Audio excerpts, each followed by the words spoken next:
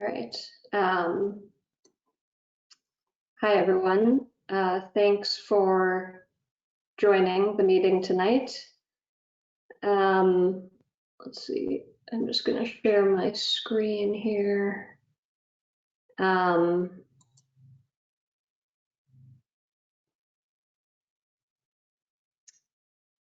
We are joined tonight by Councilor Jesse Clingan, Ward 4 Councilor Brian Fallon from MassDOT, Brad Rawson, who is the Director of Mobility for the city, and myself, Alex Kleyman, Senior Transportation Planner in the Mobility Division.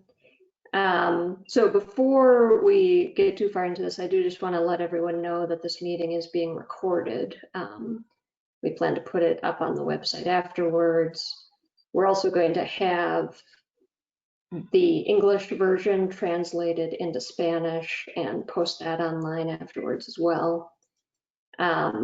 So in light of that, when we're working with translators, I just wanted to make a note that it can be challenging for them to follow some of the technical terms and people speaking fast. So just a reminder as you are talking to try to speak somewhat slowly and avoid too much technical jargon.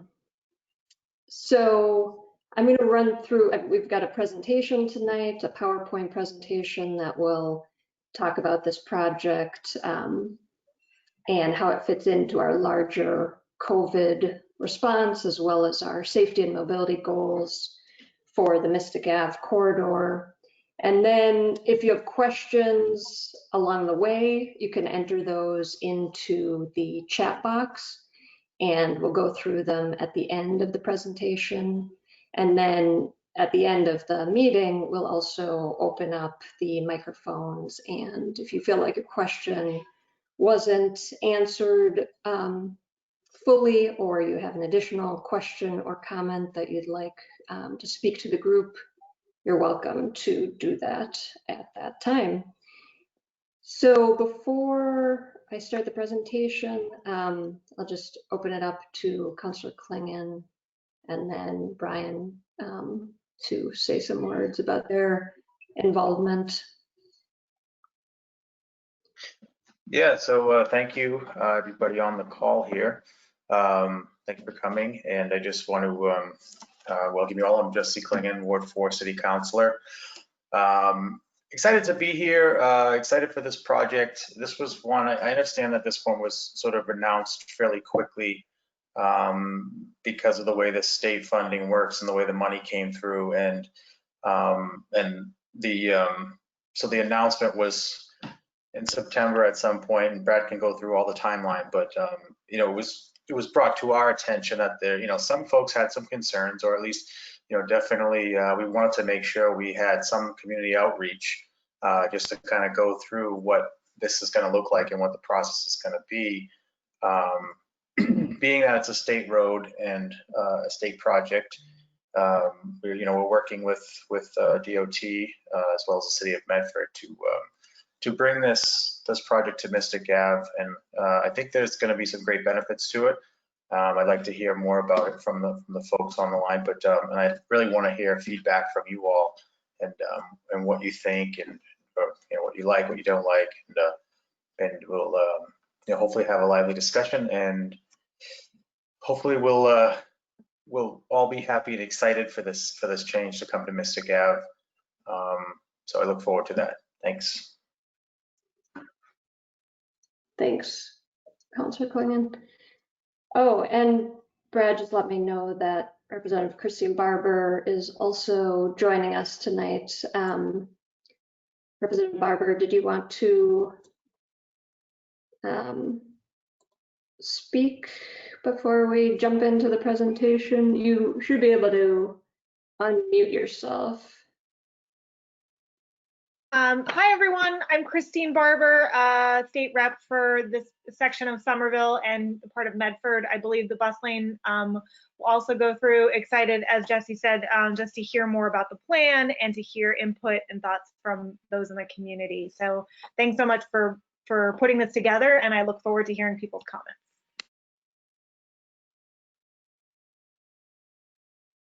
Thank you. And thanks for joining. Yeah, Brian, did you want to introduce yourself and just explain your role at MassDOT and some of the shared streets work that MassDOT has been doing? Sure. Hi, my name is Brian Fallon. I'm the District 4 Project Development Engineer, and the district had a role in the Shared Street and Spaces program, grant program, that the state made funding available at the beginning of the summer. And basically what we did was we looked at hundreds of applications statewide and probably close to 100 just in District 4 alone for projects that would revitalize roadways, town centers, school routes, make them safer, make them more visible, and certainly bus conversion and bus lane usage was definitely one of the categories of the projects that we looked at. And in the district, we scored them, basically against other projects in other cities and towns across District 4. A lot of projects were on town roadways and city roadways. So those are a little bit different than the ones that were on state highways. So we also looked at, city roads and state highways for improvement. And we ranked them and they were scored, and they went into the Boston office and they were checked, and funding was made available to projects that met the criteria that the program was really looking for. And this project here, Mystic Ave in Medford and Somerville, checked a lot of boxes. It was a project. It scored well, and we made our recommendations to headquarters, and the application was approved.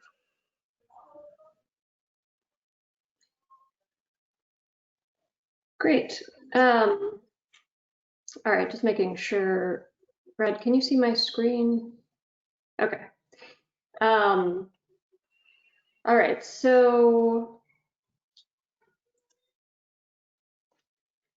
this is just an agenda of what we are going to cover tonight. So we'll talk about why we are piloting a bus lane on Mystic Ave for the Route 95 bus. We'll talk about how it fits in with the larger COVID response, both in the city and regionally. We'll discuss the scope of the pilot, what it is and what it isn't. We'll talk about how we're implementing it, both an anticipated timeline and how we're intending to measure success. And then there should be plenty of time for questions and discussion. So in terms of why we're under... I'm sorry, could I just jump in really quick before you get started? Of course. Sure, just to put to rest any, I know that the MBTA cuts were just announced yesterday, and I did look and I saw that the 95 was not part of that. So just so that everybody, has that out of the way as to whether or not the 95 route will exist in the future. It does not, the MBTA has not indicated that they will be eliminating the 95 route. So I just wanted to put that out there in case if anybody was wondering why even go through this if that was going to be the case. So sorry to interrupt. Thank you. Not at all. Yeah, that's a good point. Thanks. So yeah, in terms of why we decided to undertake this pilot in a quick build way right now, it's really grounded in the city's and the mobility division's overall pandemic response. As we all know, the pandemic has resulted in numerous emerging public health needs, and the city has responded on multiple fronts to help keep residents safe and able to, as much as possible, go about their lives as safely as possible. Along these lines, the Mobility Division has rolled out several strategies over the past 8 months to address the mobility-related impacts that we've seen from the pandemic.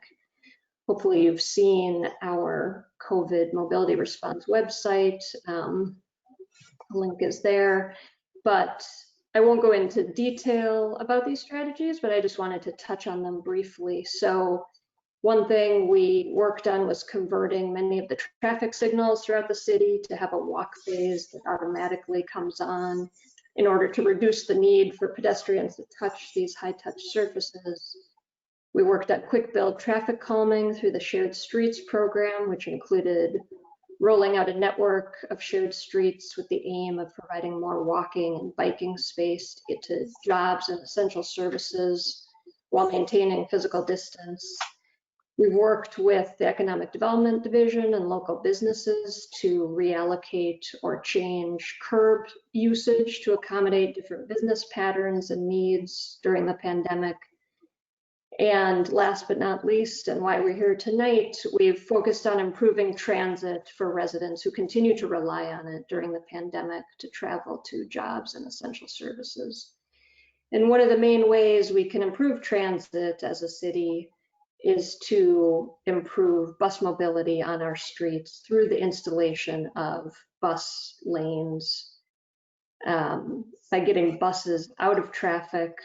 Bus lanes provide more reliable service. They reduce crowding on buses and lead to shorter trip times. And all of these things help riders stay safe during the pandemic. So another thing we've all seen during the pandemic is that it doesn't impact everyone equally. People who are and who have been disproportionately impacted by other inequities in our community have also been hardest hit by the impacts of the virus. So this heat map shows the positive coronavirus cases in the city, and you can see that the highest case counts overlap with some of our lower income neighborhoods, neighborhoods with more people of color, and neighborhoods that we know have less access to personal vehicles. These are the exact same residents that have continued to have a high reliance on transit during the pandemic. And this pilot is specifically funded through a MassDOT Shared Streets and Spaces grant, as Brian talked about. And in addition to working with MassDOT on this project, we've also been partnering with the T on other bus lane projects in the city to help address crowding and reliability on a number of our bus routes. So you may also be wondering why Route 95. And one thing we've been looking at is, and that the T and everyone across the country has been looking at, is how ridership has changed during the pandemic. So this graph shows the Route 95 average weekday ridership compared to the baseline before the pandemic. And the 4 other bus routes on this graph, the 86, 87, 88, and 101, are the highest ridership routes in Somerville. And so you can see that the Route 95 has moved back toward pre-pandemic ridership levels more than some of these other high ridership routes. And what this tells us is that the Route 95 is an important bus route in Somerville, especially during the pandemic. This also mirrors data that the T has reported that routes with higher levels of low income and minority passengers and those with low vehicle availability tended to lose ridership less during the pandemic, or sorry, tended to lose less ridership during the pandemic. So in addition to the project we're talking about today, the Mobility Division is focused on improving bus transit throughout the city. These are projects that we were planning pre-pandemic, as well as priority projects that have come up as being important for pandemic response. So the map shows an overview of all of these bus projects. The red are ones that are completed and green are planned. And then you can also see which ones are directly related to pandemic response. One of the most recent changes you may have seen are the bus priority lanes on Holland and College and Davis Square. These are quick build portion of the longer term Holland and College Mobility Improvements Project. And in addition, another one of our pandemic bus priority projects, the Western Washington Street bus and bike lanes, will be implemented in the next few weeks.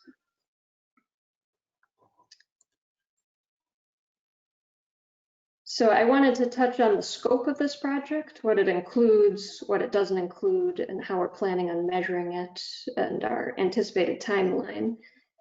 So tonight we're focusing on Somerville's portion of this project, but I did want to back up a little bit and note that the larger project is a joint effort with the City of Medford, and the entire project area of the quick build pilot bus lane will stretch from Main Street in Medford to Wheatland Street in Somerville. And so this focuses more in on the Somerville portion. The bus lane is planned to span from just east of Moreland Street all the way to Wheatland Street. And the bottom figure on the slide shows a detail of the planned pavement markings and signage. So because this is a pilot and we're testing it to see how it works, the lane markings are being implemented with paint rather than more durable, high friction surfaces that you may have seen around the city. And we're designing them to be as minimal as possible while also being clear to drivers. So the paint will generally, like in this bottom picture, be laid out in boxes like this, saying bus only 6 to 9 a.m. And these will frame the intersecting streets.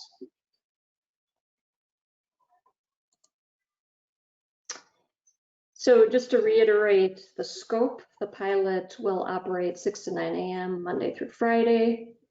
It will only be in the inbound direction, and it will be implemented with paint and signage. And the bus lane will not impact any on-street parking, and it will not stop cars from making right turns. So since this is a pilot, part of implementation will be understanding how the pilot is working and whether we're accomplishing our goals. In order to do this, we're collecting before and after data to understand changes in traffic volumes, traffic speeds, bus and vehicle travel times, and air quality and resident input. So what we would hope to see is decreased vehicle speeds, shorter and more consistent bus travel times, and potentially decreased traffic volumes. In terms of the timeline for implementation, we've already been collecting some existing conditions data. Over the next couple of weeks, we will continue to do that and continue to finalize the plans with MassDOT and the T, aiming for implementation at the end of this month. Post-project, you can expect to see ways to provide feedback online. We will collect post-implementation data and analyze it. And based on resident feedback and data analysis, we will determine next steps during the first part of next year. So before we get into questions and discussion, I wanted to take a moment to also ground this pilot project in our broader safety and mobility goals for the Mystic Ave corridor. As we talked about with our data collection and analysis of the bus lane briefly, our intention is that the bus lane, can play a role in decreasing vehicle speeds in addition to improving bus travel times. So in that way, the bus lane can also have a positive impact for pedestrians and overall safety in the corridor. Slower vehicle speeds create safer walking conditions, and for people trying to cross the street while the bus lane is in operation, there will be one less lane of mixed traffic that they need to cross. So other projects that we're currently working on to make the corridor safer, more accessible, include pedestrian safety improvements at the intersection of Mystic Ave and Shore Drive. We're coordinating with MassDOT on the Route 2838 intersection improvements, which include ADA accessibility and sidewalk improvements, as well as signal upgrades to optimize signals for pedestrian crossings and bus mobility. And then the third project we're working on right now in this area is placemaking in the Kensington connector, making this location safer, more inviting for bicycles and pedestrians. This is just a concept of the work that we're planning at Shore Drive and Mystic Ave, showing a pedestrian refuge island, potential curb bump outs, and we'll be doing an examination of the signal equipment to see if it needs to be updated for transit signal priority.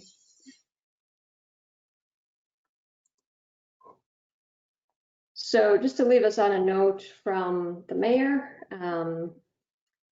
who has said that, especially during the pandemic, bus lanes are a pressing necessity for our residents.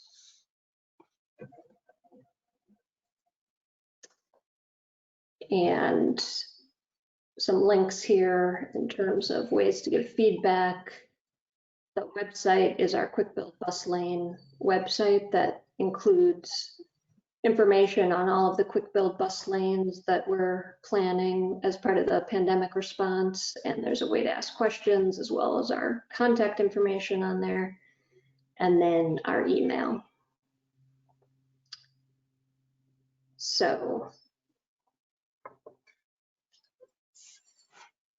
I think we can open it up for questions. Thanks, Sally. Well done. And I will do my best to read and group questions that have come in through the chat function. I would remind participants that you have two ways to engage in the feedback and discussion. One is by typing your questions into the question function. And then once we get through written questions, we will open up microphones and engage in discussion. So we appreciate everybody bearing with us during these new and novel ways of engaging the community. So the first question that I've got on our list, Ali, has to do with the time limited character of the proposed bus lane pilot, meaning the 6 a.m. to 9 a.m. inbound condition. The question was about whether an all-day 24/7 restriction had been considered as part of this project. Yeah, we did consider that. I mean, the data that we've gotten from the T does show that the AM peak does experience the most delay. And then I think just working with the city of Medford and MassDOT and considering the fact that this is a pilot, we ended up making the decision to just focus in on that AM peak in the inbound direction for now and see how it works.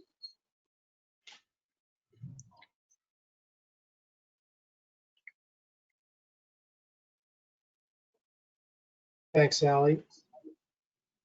And, as a follow-up within those questions, there were questions about, kind of the cost-benefit analysis of if you're going to implement an AM peak condition and restriction versus an all-day restriction.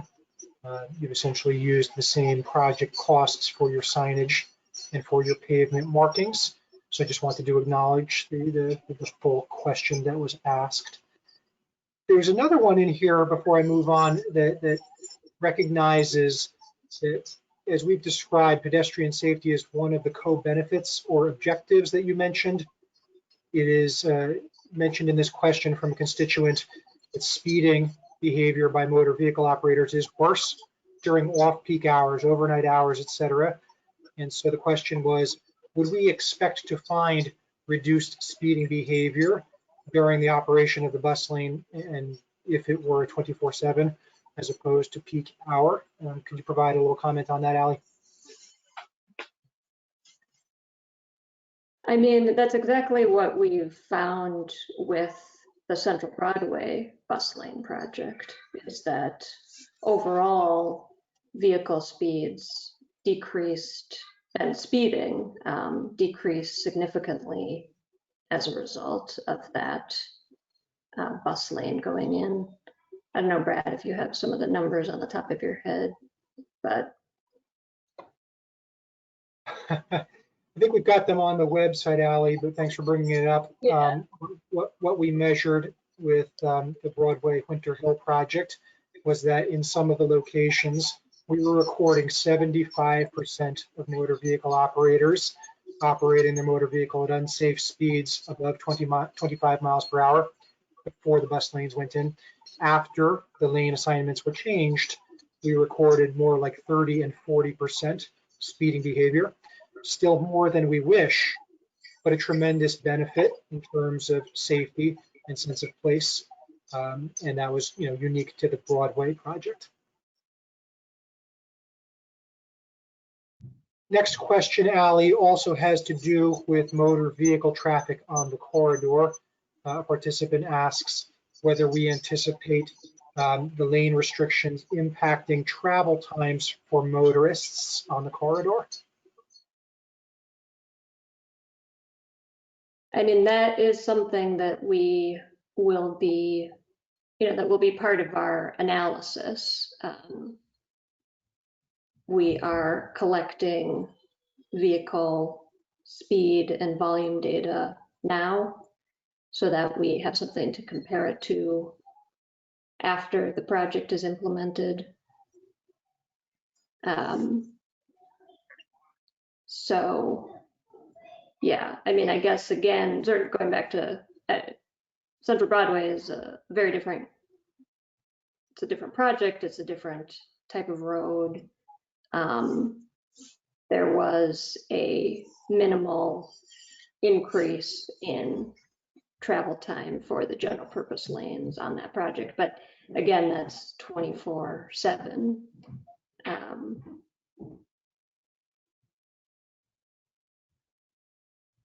And just continuing down the list, and forgive me if I paraphrase incorrectly with anybody's questions. As a reminder, we will open up the microphones for follow-up. There's a question, housekeeping one, Ally, about these slides being made available. You mentioned recording this meeting, so the recording and the slide deck will be posted to the city's Summer Voice webpage, right? Exactly, yeah. Thank you. Next question also has to do with motor vehicle traffic, and it actually acknowledges a potential relationship between the Broadway corridor and the Mystic Avenue corridor. So the question is, has the new bus lane on Broadway increased the eastbound traffic on Mystic Avenue? It's a great question. The information that we have at this time suggests that the answer is no, but it's a constant effort to monitor and collect new data. So the most recent data that we have for Mystic Avenue suggests that we haven't seen that type of spillover, but it's something that we're monitoring regularly. Anything you want to add on that one, Ally? No, that makes sense. I would acknowledge that the city's monitoring program includes some other neighborhood streets as well. Temple Street is similarly monitored, at least once per year. We're really trying to make sure that our management metrics are clear and transparent and understandable for all of us, because our goal here is to maximize public benefit and minimize any negative trade-offs that stakeholders may feel we need to be communicating about. We want to be honest and upfront with all of you and all of your neighbors. Ali, there's a question about curb use on Mystic Avenue, a question about ride hailing or I presume taxi or perhaps even parcel delivery on Mystic Avenue. So the question is, how will ride shares pull over to pick up or drop off people on Mystic Avenue? You want to take a crack at that, and I can chime in as necessary, and perhaps Brian as well? Yeah, so, I mean, we're not changing any curb use regulations. There's definitely no parking being impacted by this project. So I would expect that wherever rideshare vehicles currently are able to pull over, they will continue to be able to do so.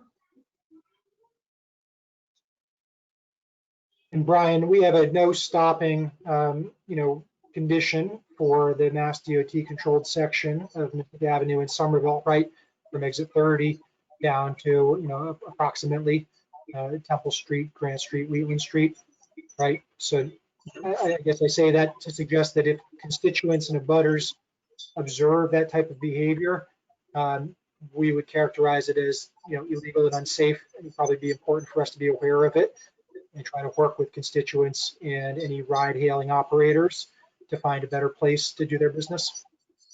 Right. Yeah, there is no parking or stopping on state highway, so that would still be in effect.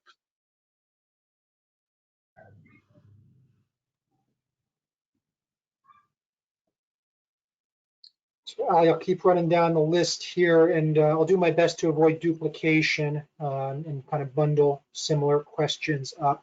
But thank you, everybody, for submitting your comments in the chat. A question is about the definitions of success and what to do after the pilot is concluded.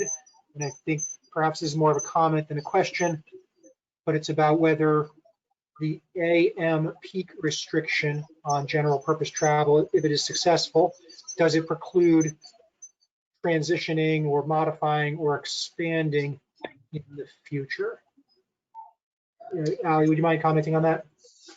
Yeah, I mean, I think that's all stuff we would definitely be looking at.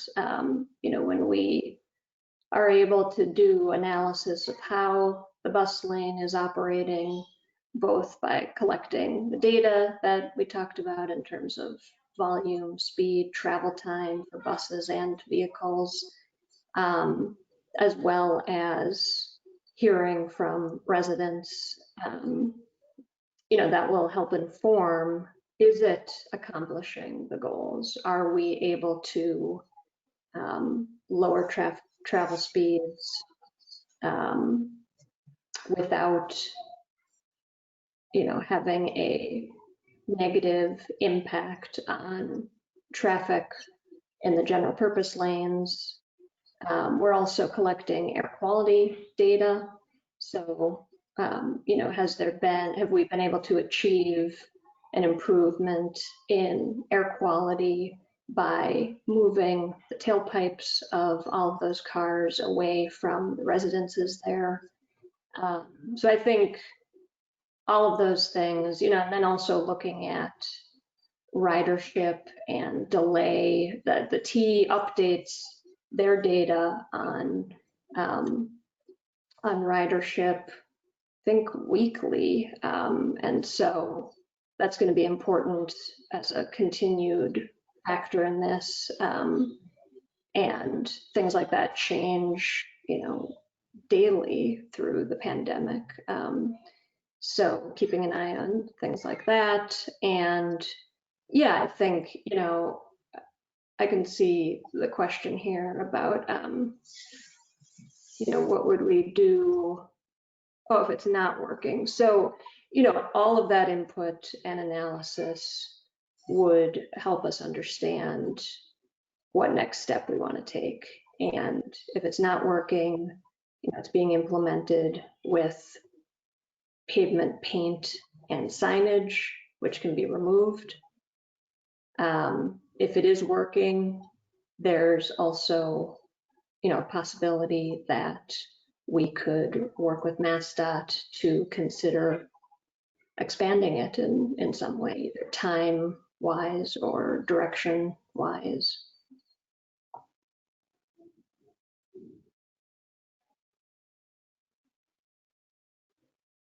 And Brian, if I can follow up on this, I know that this was another part of your organization, but my understanding is that the bus lanes that have been painted on the Museum of Science Bridge, Craigie Dam down in Cambridge, went through a similar process where MassDOT's Highway Division said to the MBTA, they're just going to require cheaper materials to be used that could be eradicated if necessary, if the pilot was determined to be, causing more harm than good.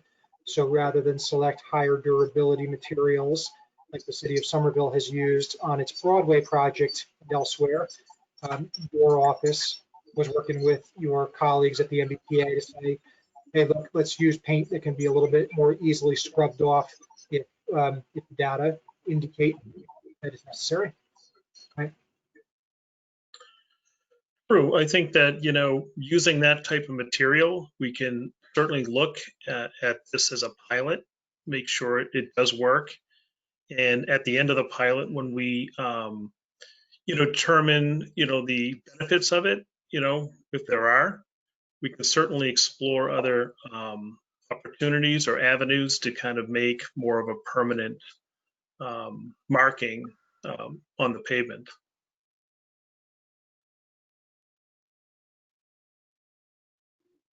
Ali, there's a question here that I don't think we've answered specifically, so I wanted to jump back to it. And it was about the duration of the pilot program. Are we considering 1 month, 3 months, 6 months? Where are these critical decision points?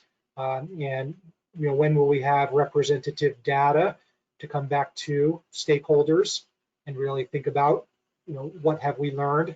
And is the pilot continuing, being expanded, or being reduced? Yeah, we are going to be collecting data pretty much right away after it's implemented. So, I would say that I would envision this to be, depending on, it probably depends on what we find and what we're hearing from people.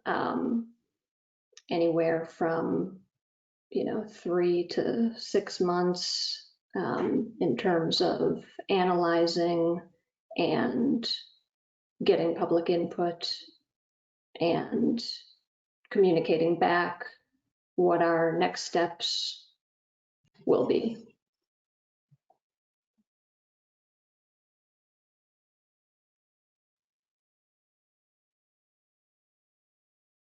There's a couple of more questions that are in the chat, and both of them get back to a point that we touched on a little bit earlier, but I think it's important to reiterate them.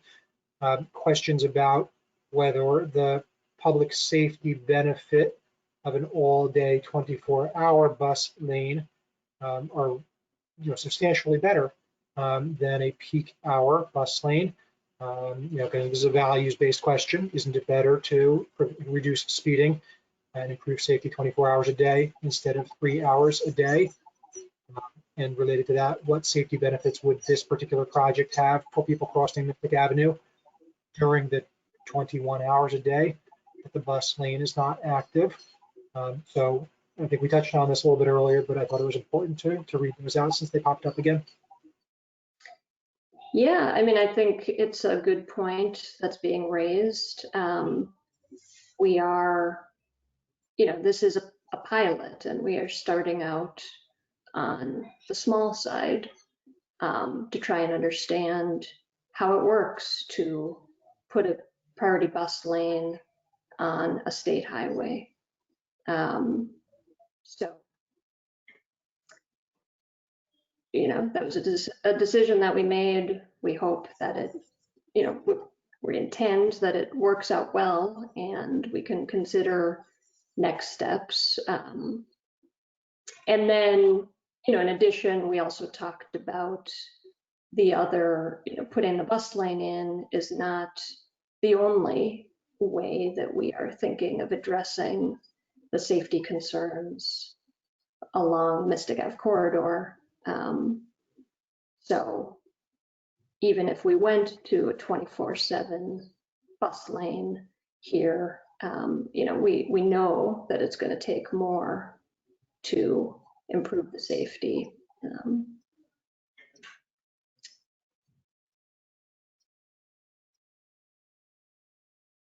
I'm just scrolling back through questions right now. Happy to acknowledge and read out more of them, but if the volume of incoming written questions starts to slow down, I would certainly invite you to move into the next phase of our meeting program so we can have open discussion. There was one follow-up question, and it was about the curb use and the stopping along Mystic Avenue. And it appears that I may have paraphrased things incorrectly or misunderstood the question originally. So I just wanted to go back to it and acknowledge it for follow-up. It seems that maybe the spirit of the question was actually about the importance for abutter residents of having the ability for parcel delivery, et cetera, on the state highway, if that's your address. So I think that's actually a different exact follow-up for us and for Brian and the MassDOT team than I had originally understood. So just wanted to acknowledge that.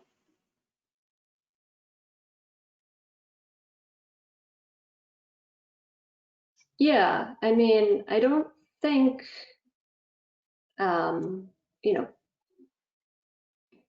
ride sharing or delivery vehicles or any type of short-term use like that is prohibited.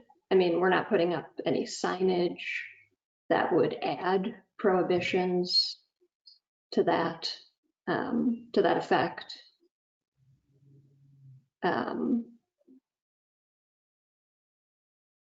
Yeah, would you add anything to that, Brad? Or I think that this discussion actually deserves a little bit of follow-up, kind of like some of these other questions about non-bus lane safety treatments that the city and the state are pursuing together. So if there are access management questions, parking and loading zone questions that we need to work through that are independent but related to this pilot project, we can follow up on those specifically. Let's see, there's an acknowledgement here about a project that's happening on the Medford side of the border, and it's related to another question that's been posted about other traffic calming ideas in the corridor that are being explored. So, Ali, you talked about the Shore Drive construction-based project that we're hoping to launch next year, that we're currently working on design for. Do you want to also acknowledge the project that's happening across the border in Medford, because this is all one corridor and one ecosystem of users? yeah, so Medford and the traffic engineer there, Todd Blake, who is actually on the call tonight, I hope he doesn't mind that I call him out, is working with MassDOT District 4 to put in a median refuge island at the crossing at Bonner Ave to help with pedestrian safety at that location. And that is complete. There's also planned to be a rapid flashing beacon installed, which is not there yet, but planned to be. So another example of something somewhat similar to what we're planning at Mystic and Shore Drive. And if I could build on that toolkit, Allie, one of the things that we've heard from stakeholders in the neighborhood is that there's a really long gap in between, exit 30 neighborhood and Shore Drive area. We had an outbound Route 95 bus stop that the MBTA had operated for many years, but was not compliant with accessibility standards. And actually that stop was discontinued just a couple of years ago. We've heard from Councilor Clingan, Representative Barber, and many stakeholders in the neighborhood, the desire to provide that transit amenity in the westbound, outbound direction. And one of the things that we will be working on with our partners at DOT is ways that we could explore constructing a much larger, intervention at roughly that location where the bus stop used to be. Obviously, since in the westbound direction, that bus stop is tucked up against Interstate 93, and any user of it, in addition to the safety, accessibility, and dignity challenges of hopping off in a grassy median, essentially on the side of a big highway, they would need to walk 300, 500 feet out of their way to get to a signalized crossing and get to the neighborhood. I think the city of Somerville is really interested in pursuing a new intersection design and construction strategy. However, that strategy would take a couple of years to develop. So I don't want to create unfair or unrealistic expectations about the time scale and degree of difficulty. I just wanted to acknowledge that as another part of their neighborhood-wide, corridor-wide strategies for safety and accessibility that we hope to pursue.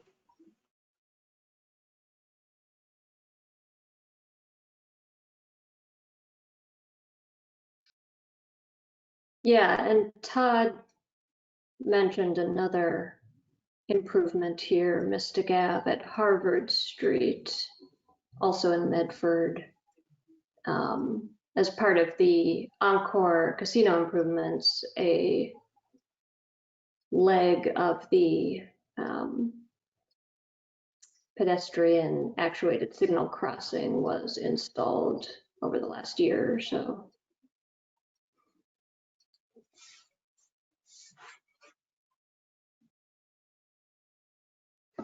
Brad? Brad. So I just want to jump in here, and I'll have to jump off in a few minutes to get to another meeting, but I just wanted to bring up a couple of things, just overall, while the folks are listening. So like a year and a half ago, we had the discussion. I think some of the projects that Allie's mentioning are part of that $6 million that were coming from to DOT to improve Mystic Ave / the intersection of 28 and 38 right up into the Kensington underpass.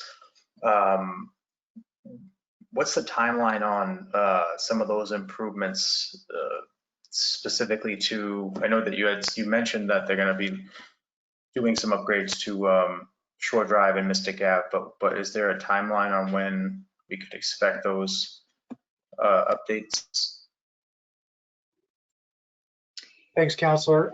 Allie, would you like to speak to the 3828 improvements that Jesse just mentioned first? Yeah, we've been in touch recently with David Shedd, the MassDOT project manager for that project, and they are working with the consultant, VHB. They should be this month, I believe, posting a update for the community.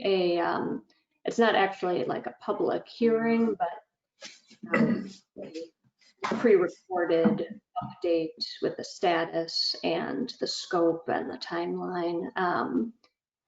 And then it sounds like 25% design, and that the public hearing that accommodates that will be ready around December, January timeframe. And the funding for construction of that project is in, is it 2023, Fred? So that would be sort of the end of the timeline there for the construction to start. Okay, so I just wanted to get that out there for the public, mainly because I think, some folks might be thinking, why a bus lane if like the stops, the T stops haven't really been prioritized and rethought out, or maybe they have, maybe the elimination they did was sort of the end of it, except that, as you know, a lot of us feel like when you're getting off at the corner of Shore and Mystic Ave, there's just a small piece of sidewalk there. And so I'm hoping with the new improvements in 2023 that there's some sort of bump out or some way that when the MBTA bus pulls up, if they had to put out their ramp to let a wheelchair off at the time, as it stands now, I don't believe they'd be able to even to extend the wheelchair ramp. And of course, like you said, Brad, also further up there, there's no stop into the car dealership. So I think some of these things are frustrating for the people in that area so now with the bus lane. So the last thing I want to ask about to the gentleman, Mr. Fallon or whoever, is about enforcement, because what I don't want to see is if there is a backup in the morning and say people coming out of Mystic View Apartments have to cross over the bus lane. Naturally, we wouldn't want them to come out and block, and jump the gun and block the bus lane. That would defeat the purpose. But I think it's going to be an adjustment for people used, coming out of there, being able to get into the one usable lane for vehicles. I'm hoping that there isn't some major enforcement effort out there. I think it's going to be a little bit of I'm expecting hopefully to see some patience on behalf of whoever's patrolling it, whether it's Mass State Police or SPD. I just want to make sure that we're not going to roll this out and then start nailing people with tickets for blocking something that they used to being able to just come out. So there was that, and then so if you could speak to that real quick, and then hopefully we can hear a lot from the public. But sure, I think that as mentioned, this is a pilot project, and I think there's going to be some adjustment, some observation, and some patience that's going to have to be shown when this project does get initiated, because it is new, it's different. So I think that will be taken into consideration just to see how it works and the adjustments and the people kind of getting used to it. In that time period, I think there will be that kind of consideration given. Okay, good. Because the flip side of it is then, people get upset when there's no enforcement, but at the same time, so I really just want to make sure the folks that live right on the very few folks that live right along Mystic Ave are, able to be allowed to at least get warnings and allowed to adjust to the changes. And the last thing was mainly just one of the main concerns I have with one of the residents in the houses that are, before the Mystic View Apartments. There's like 3 houses and then some condos. One of the concerns is traffic backup in that area in the morning time between 6 and 9 when they can't, when folks can't use that lane. I mean, how that, and also coming off of 93 and squeezing into one lane, have those things been rectified? Well, and as far as the cars go, I mean, do you see a major sort of stoppage of cars if the lights are timed properly? Do you see, it being any worse than, say, rush hour traffic? I think the concern for folks is what, if this is for the environment, why are we, same thing with Broadway, why are we putting this here? And then there's going to be a backup of vehicles, and all the exhaust is going to be, just lingering around Somerville. And so can you just speak to that as to like what the numbers might show? Sure, Jesse, thanks for bringing that up. One of the things that we observed with the Broadway Winter Hill project was actually about motor vehicle volumes using that street. We mentioned the speeding behavior and the reduction in illegal speeding earlier tonight, but we didn't mention the traffic volumes. We also noticed between 5% and 20% reductions in the number of motorists trying to use Broadway over a 24-hour period after the new configuration was installed. And that actually is consistent with some of the things we observed at our prior big bus lane project in Union Square on Prospect Street. And so we are committed to measuring and reporting what we find here on Mystic Avenue. And it is our hope, but we will collect data to really try to quantify whether we're successful, that delays, queues, and numbers of motor vehicles in the neighborhood are hopefully better and certainly no worse than the status quo has been for many years. Ali, anything you would like to add on that? Yeah, in terms of the off-ramp issue,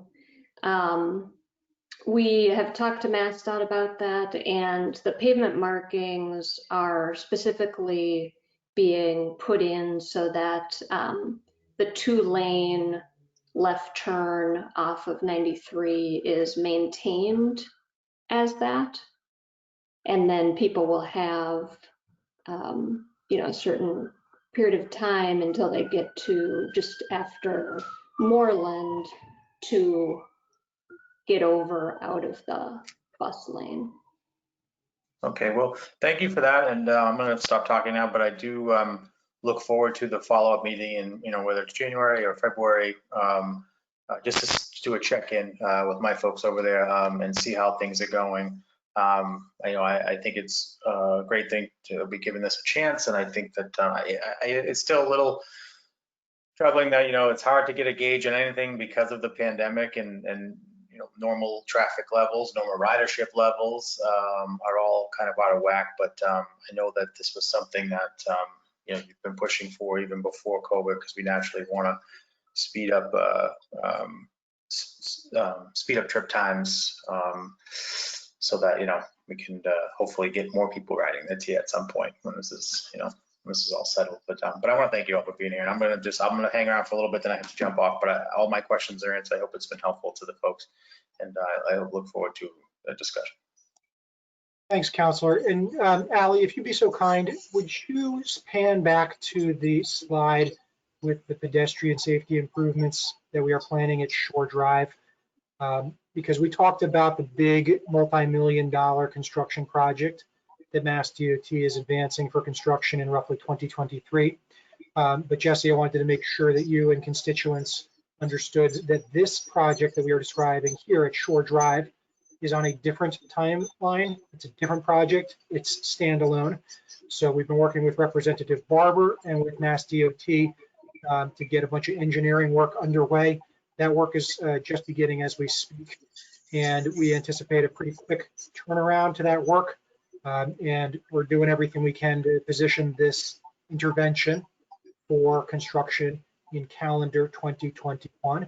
That is our goal, and we will be working as hard as we can to improve safety for people crossing the street and for people hopping off the outbound bus at this location. Well, that's exciting to hear that. I didn't realize that was an accelerated timeline. I thought you were talking that was until 2023. So this would be really exciting to see this, especially for all the folks who, the U-turn making that people use because there's no refuge, there's no island in the middle, and I just think it's going to be a way safer crossing situation. So that's exciting. Thank you. Yeah, and I think another part of your question and sort of this question around vehicle volumes is something that I didn't touch on in the data collection and analysis part, but we do also have access to cell phone data to understand origin and destinations in this area. So that's another thing we intend to look at in order to try to understand, people getting off at exit 30, where are they actually headed to, and does that exit have to be used? People coming who are traveling down the Mystic Corridor, where are they coming from and going to? We could, and then also in terms of improving Route 95 travel time and reliability, it'd be interesting to look at how many people traveling down Mystic Ave are coming from South Medford, and is there an opportunity in the future to transition some of those people to the bus if we can, make some significant mobility improvements to the bus. So that data will help us understand some of those issues as well. Ali, another comment here acknowledging the possibilities of traffic bottlenecks. So again, just wanted to acknowledge the validity and legitimacy of these questions and concerns, and reiterate the city's commitment and DOT's commitment to measuring baseline conditions, and then being courageous enough to acknowledge if conditions have deteriorated and safety or quality of life impacts are outweighing any of the benefits that we hope to achieve in this pilot. Yeah. Well, yeah, we could open it up if people want to talk.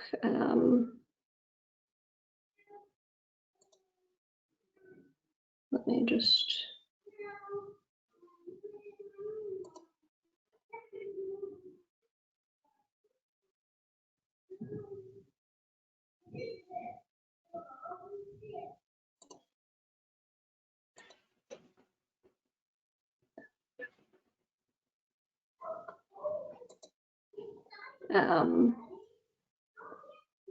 All right, so I guess if you, yeah, it looks like some people are already raising their hand. If you want to, make a statement or comment or raise another question, everyone is now able to unmute themselves. So just raise your hand. It looks like Tom Lamar. Did you want to say something, Tom? Yeah, hi. Thanks for the presentation. As a new Somerville resident, I'm really excited for this bus lane and for the 95 to be more reliable and for crossing Mystic to be safer, at least for a few hours a day. I guess I'm a little confused why it's only a rush hour lane rather than full-time. I know you touched on that a little bit, but it really seems like a full-time lane would do a better job of all the city goals that you mentioned before. It seems like if a rush hour bus lane, or if cars can do fine during rush hour, it seems like they can also do fine outside of rush hour. And you'd think the safety benefits would be a lot bigger from having a consistent design that people can get used to 24/7, and that helps address speeding perhaps overnight, where people are more likely to speed if there are two lanes. But with one full-time bus lane, it seems like that would be a lot safer. So I was hoping to understand what the point of it being rush hour at all is, or in what way that's better than 24/7. Thanks. So the data from the MBTA on bus delay for the Route 95 does show that the AM peak is the time period that has the highest levels of delay. And yeah, for the pilot and for the application process through the MassDOT Shared Streets grant, I think we just wanted to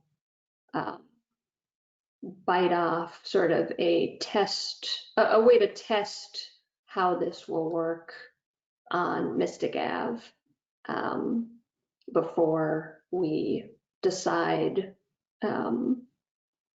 to make it more permanent, to expand it in terms of time or direction. Ali, can I chime in? Tom, I appreciate you raising that question. And what you're describing reminds me a little bit of what the city pursued, and actually in partnership with MassDOT on East Broadway in East Somerville, where 10 years ago, there were 2 lanes of mixed motor vehicle traffic in both directions from McGrath to Sullivan. But we collectively determined through our community process that for the vast majority of that project corridor, the value of shortening up the distances for pedestrians, people walking across the street, was really important, and the value of creating extra wide sidewalk facilities, in part to support the mom and pop businesses that are so wonderful in that neighborhood, was part of essentially a road diet strategy that we used for East Broadway. You're describing more of a paint and signage approach that mimics some of those strategies here. So I just wanted to clarify for folks that, there can be the bus mobility benefits, and there can be co-benefits as well that have to do, again, primarily with pedestrian safety. So I hope that's a helpful reminder and corollary for all of us. Okay, I guess I'm still not understanding why rush hour only would be better, but I understand that it's a pilot, and I'm excited to see this moving forward. So I hope this pilot is successful, and I hope that we can do full time in the future. Thank you. Thanks, Tom. I don't think I'm seeing anyone else's hands raised.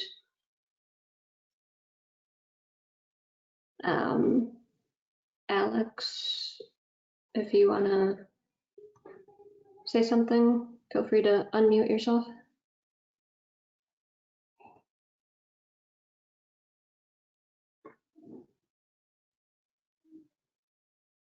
Oh, sorry.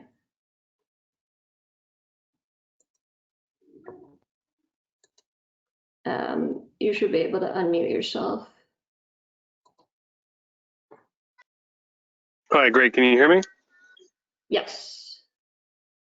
So yeah, I just Alex Frieden, resident of Somerville. I echo Mr. Lamar's comments around I think a 24/7 pilot will give you lots more information. As he suggested, I would be curious what MassDOT's estimated reported speeds on that road are, as it's adjacent to Somerville roads, which have a maximum speed limit of 25 miles an hour. And Mystic Ave is a common avenue for people walking, biking, driving, and taking the bus. And lower speeds benefits many of those vulnerable road users. So, how is this average speed limit on different times of the day thought about in part of your 24/7 versus peak hour? Thanks. Thanks, Alex. So the tools that the city and the MassDOT use to measure motor vehicle speed generally provide timestamps for each reading. So the baseline data that we've already collected and are just waiting for our vendor to deliver on the speed front will give us a sense of overnight versus typical commuting hours, such as they are these days. And I think that's a legitimate point that we may see different behaviors at different times of day, and we will be able to break out those behaviors during the pilot when the new condition exists, and see if motor vehicle operating speeds have become substantially lower, and closer to the target of 20 miles per hour, which is appropriate for urban streets in a place like Somerville, compared with the posted limit of 30 today on the MassDOT facility. And then, of course, historically, we've observed speeds that are much higher, and, folks in the neighborhood obviously can, communicate their lived experience about truly unsafe and terrifying speeds that you observe every day. 35 miles per hour, 40 miles per hour, presumably, is very common in many low traffic conditions. So we will have that granularity of data and look forward to sharing it with you all for our next discussion. So to drive my point home, Brad, I don't think you'll be able to say that because you won't have that data at nighttime when speeds are traffic is the lowest and speeds are going to be the highest. And that's just my, I think the pilot is going to give you a lot of great information. It won't give you that piece of information during off-peak hours. So thank you. Got it.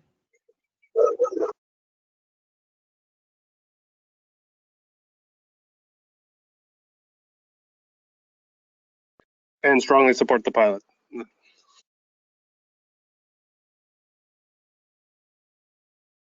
Brad, I'm still here. If I can just jump in the conversation, I am curious, and I don't know what role Mr. Fallon plays at DOT when it comes to speeds. We've had extensive conversations, Brad, about the speeds on state roads and what we can do, how we can work with the state, and how they come up with their speed limits and how we can get them to lower them. Have we gotten anywhere with that conversation? Because I know there's like multiple orders in multiple places, and we have a citywide speed limit, and but then there was all this question of legal things, like even let's say Broadway, how it was changed at one point, and because naturally a lot of this conversation is going back to Mystic Ave and the speed of Mystic Ave, and how can we control the speed better outside of a road diet, outside of these things. Like at the very least, I'd like to see somebody from DOT put out there a one of those signboards that says how fast you're going, because that intersection, people just fly through it. I mean, 45, 50 miles per hour. And we got people getting off the bus right there, like on this little tiny curve. So I hear where the folks are coming from. And I do think that a conversation needs to be had about Mystic Ave and how slow we can get the cars to go on a state road out of our jurisdiction. But can we do something to slow cars down on Mystic Ave? Yeah. So I'm aware of that conversation, and I appreciate what the speakers have said, because it's a concern for everybody. Yeah, so maybe Mr. Fallon can speak to that while he has some constituents on the phone, and our longtime concerns about the intersection of Shore Drive and Mystic Ave and the speeds at which people travel. I think in MassDOT, we have to do a speed study of the roadway, and we actually go out in the field and do observations of vehicle travel speeds. We determine our speed limits from those empirical data from the actual speeds that are being driven on the roadway when the study is being done. What does happen and can happen is if there are traffic calming measures that are included or constructed along a roadway, another study can be done, and the speeds can be looked at that point. And then hopefully with those traffic calming measures in place, you'll see a reduced speed, and speed limits can be adjusted in that way. But for today, it's really based upon how the roadway is driven at that time and how it's designed. But to Mr. Frieden's point, if you were to put a bus lane in, that would be maybe considered traffic calming.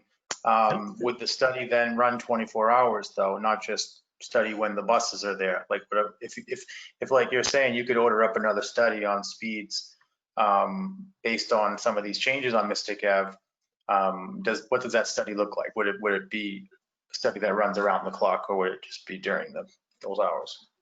What data will we be getting? Yeah, I believe it's measured during a specific time period. So I would have to check back on that. I don't think it's a 24-hour study. I think it's done in hours. But I think that was something like the bus lane improvements at Shore Drive, Kensington, even the work that's being done in Medford, that will have a corridor-wide change of driver habits that could be considered, the total of those traffic calming measures might get reflected in a reduced travel speed on that road. Yeah, Okay. thanks for the discussion, Councilor, and for bringing it back up. And I do want to remind all of us that the physical environment is far more effective at controlling the human tendency to drive a motor vehicle too fast than any posted regulatory sign. When you have 13-foot wide travel lanes, when you have multiple lanes moving in the same direction, we have been socialized and conditioned as modern, residents of an urban community in this country to think that it's a freeway, and people drive accordingly. So we're always interested in pursuing physical changes that result in smaller, slower streets, because frankly, it's a more predictable and equitable way of reducing illegal speeding than signage and enforcement can ever be. That's a process that will take time on a state highway like Mystic Avenue in our community. And it's great that people like Brian and his colleagues are willing to work with us in a collaborative and iterative fashion, because their criteria in some cases may be different than ours. They have a responsibility to the entire region to help people move around across a variety of travel modes, which include walking, biking, riding on buses, and driving. But they also expect that a state highway will allow people to use motor vehicles. In Somerville, our objective is always to keep people safe when they're walking, when they're biking, to make it easy, inviting, and dignified to ride public transit. And then, of course, the co-benefits there for safer motor vehicle operation are there. There are fewer motor vehicle on motor vehicle crashes when we have slower design speeds. I tell all this story to just remind us collectively that our work is never done, and individual pilots can help us learn things that then position us for the next series of investments. It took us 50 years to get into what I would argue is a mess of unsafe and environmentally unsustainable auto-centric cities in this country, and it's going to take us decades to get out. But in Somerville, we're 20+ years into trying to move the needle back towards the human scale, and we know that Mystic Avenue is going to take several generations and iterations of investment to deliver the safe, healthy, equitable street that you and we all deserve. Well, thanks, Brad. And I appreciate the state's position and the fact that, they are willing to work with us. I really appreciate that. And like you said, they have different standards, but I would ask Mr. Fallon to go back to his folks and just, be our champion advocate for, especially on Mystic Ave, because with all due respect, we have a highway 93 north that comes through our city already. So I mean, we're like double highway here, breathing this stuff in, for generations. We have plenty of folks in the community pushing on, barriers as well as, all different things. But the volume that we as a city, and maybe that's due to past, whatever. I mean, our city wasn't always the affluent city that it's like, whatever. So they, in the name of equity, I think that, whatever we can do on Mystic Ave is super appreciated. So I just want to put that out there. So thank you. Yep, I'll take that message back. And if I can also, acknowledge a couple more comments that have come in, about the distinction between, rapid response post-crash investments in safety on city streets versus DOT roads. There are comments here about steps that we have taken as a city after the tragedy that occurred on Powderhouse Boulevard last year. MassDOT has made some investments on Mystic Avenue following fatal crashes on Mystic Avenue last year as well, but they're different. And again, I think we can respectfully acknowledge that if Mystic Avenue were a city street, we would probably see quicker and more aggressive traffic calming, physical traffic calming, although we acknowledge the fact that this is a state jurisdiction, and it's important for us to continue to work through the owner and operator of the roadway. And we acknowledge Brian and his colleagues working in ways that are perhaps more progressive and quicker than they would sometimes work in other communities in Massachusetts, because we expect more here in Somerville.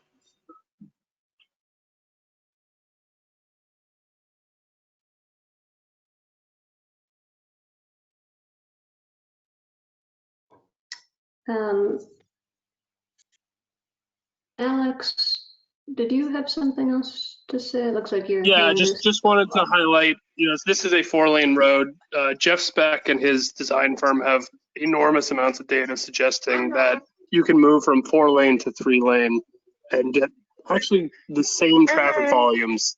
Yeah, now that's not what's being proposed here, but I think there's a wealth of peer-reviewed literature around this, around getting the same level of service or similar levels of service with creating a kind of more friendly for pedestrians, friendly for bikes, friendly for the transit riders around this without sacrificing level of service. I would encourage everyone to kind of check that out.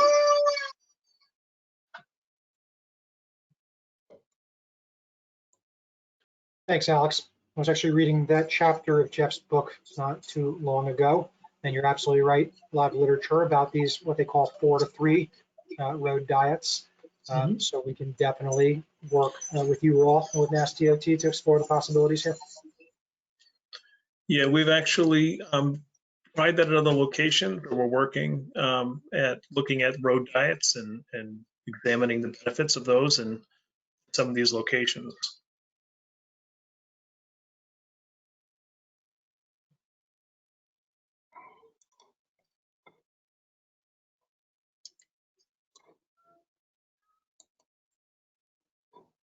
Let's see, if anyone else has anything, any questions, comments that you'd like to share? Not seeing any raised hands at the moment.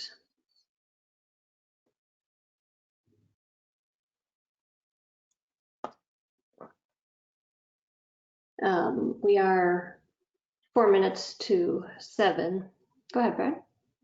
Allie, just because the incoming is slowing down here, I wanted to go back to something that Councilor Clingan said a little bit earlier about MBTA budget and the future of Route 95. Folks who have been around longer than I have talk about some of the last budget crises where full-on wholesale termination of Route 95 was on the table, and our community pushed back, and we pushed back hard, and we managed to preserve that important transit asset. I think that was about 15 or 18 years ago. As Councilor Clingan mentioned, in the current proposal, Route 95 is not proposed for elimination. However, I do want to ask all of us to work on collective advocacy for Somerville, for the region as a whole. The MBTA is in a tough spot. Representative Barber and her colleagues in the Massachusetts legislature have been great partners in trying to find new resources, but make no mistake, it is a terrible fiscal emergency that is facing transit in Massachusetts. And I expect that the mayor will be asking us to organize sessions for the public at large. You can get onto the website at MBTA, and there's a network of advocates led by Transportation for Massachusetts, Transit Matters, the Livable Streets Alliance that are really working hard to make sure that communities are plugged in to the terrible trade-offs that our colleagues at MBTA and MassDOT are being forced to contemplate. And we're hoping to really minimize the damage and make sure that buses continue to run, that trains continue to run, and that we don't just essentially slide backwards on our region's commitment to serving all people and decarbonizing our transportation system.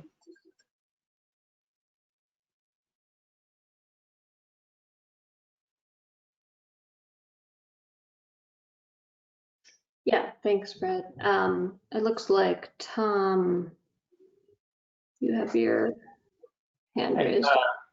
Thanks. I just wanted to briefly follow up on what Brad said about, some parts of this being a multi-generational process to improve Mystic, and I totally understand that some parts of this will take much longer to accomplish, but it really seems like whenever there is an easy win that doesn't cost any more, like just don't paint that 6 to 9 a.m. sign. Just if traffic can do without it during rush hour, then just get the safety benefits of having fewer lanes there full time. Seems like that would accomplish exactly what Brad was describing for exactly the same cost and same timeline. So thanks for your answers before, but I just wanted to mention that it really seems like that design would better accomplish all the goals you mentioned. Thank you.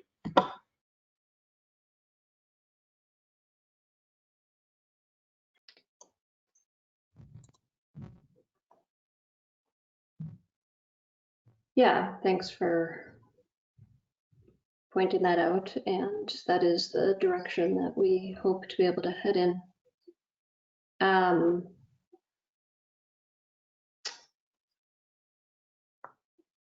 guess, yeah, if there are any other final thoughts or comments, we have another minute or so left.